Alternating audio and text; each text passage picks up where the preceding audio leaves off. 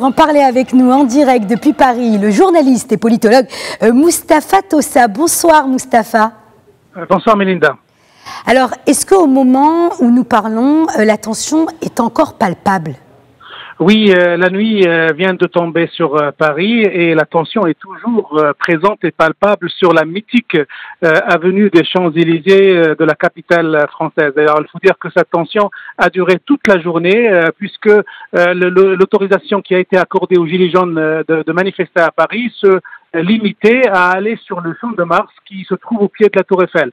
Et malgré cette interdiction, les Gilets jaunes sont parvenus à enfreindre les barrages de police. Ils se sont installés carrément sur les Champs-Élysées et donnant des images de confrontation entre les Gilets jaunes radicalisés et la police française. Alors, on ne peut pas encore parler de confrontation lourde puisque jusqu'à présent, la police s'est contentée d'utiliser des gaz lacrymogènes et des camions à jet d'eau. Il y a eu quelques blessés.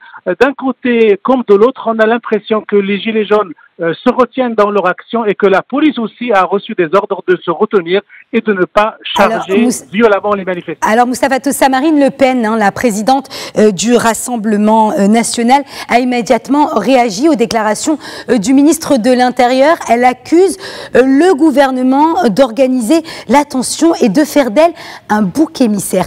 Alors comment ces déclarations sont perçues finalement par les partis politiques français ?